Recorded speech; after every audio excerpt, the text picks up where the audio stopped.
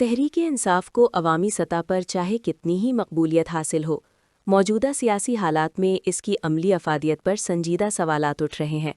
یہ ایک تلخ مگر قابل غور حقیقت ہے کہ عمران خان کی گرفتاری کے بعد پارٹی کا تنظیمی اور سیاسی ڈھانچہ شدید کمزور دکھائی دیتا ہے۔ بلا شبہ عمران خان اب بھی اس جماعت کی اصل اور واحد قوت ہے، لیکن ان کی عدم موجودگی میں پارٹی قیادت کی مؤثر حیثیت تقریباً نہ ہونے کے برابر محسوس ہوتی ہے۔ چاہے چیئرمین بیرسٹر گوہر علی خان ہوں، سیکریٹری جنرل سلمان اکرم راجہ یا خیبر پختونخوا کی قیادت، ان میں سے کوئی بھی ایسا نظر نہیں آتا جس کے پاس نہ صرف فیصلہ سازی کا اختیار ہو بلکہ وہ کارکنان اور ووٹرز پر اثر انداز ہونے کی صلاحیت بھی رکھتا ہو۔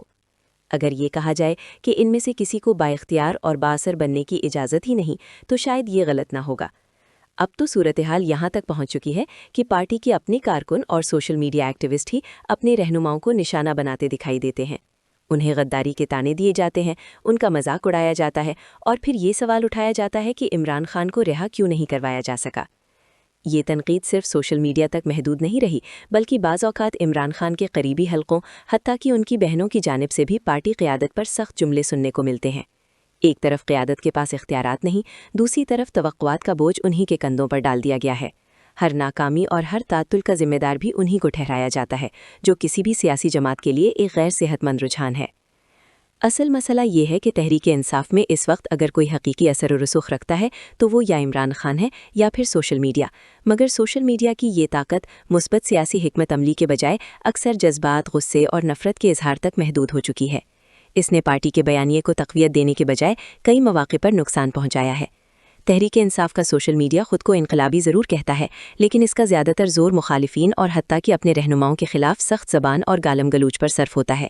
ایسے میں سنجیدہ سیاسی حلقے اس بیانیے کو اہمیت دینے کے بجائے نظر انداز کرنا ہی بہتر سمجھتے ہیں۔ مزید یہ کہ اس انقلابی قوت کا ایک بڑا حصہ یا تو بیرون ملک بیٹھا ہے یا عملی سیاست سے دور ہے، جبکہ ملک کے اندر بھی کارکنان کسی بڑی سیاسی قربانی یا جدوجہد کے لیے تیار دکھائی نہیں دیتے۔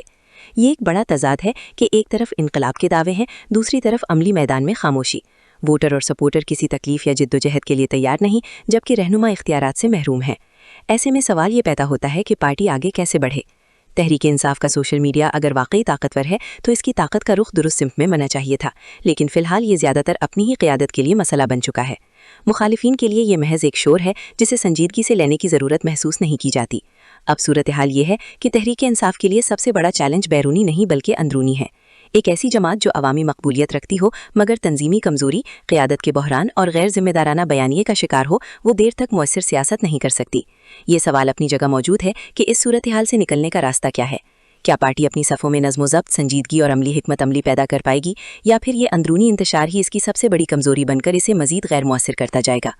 فی الحال اس سوال کا واضح جواب دینا مشکل ہے، لیکن اتنا ضرور کہا جا سکتا ہے کہ اگر تحریک انصاف نے اپنے اندرونی تضادات پر قابو نہ پایا تو اس کی عوامی مقبولیت بھی اسے سیاسی طور پر مؤثر بنانے کے لیے کافی نہیں ہوگی۔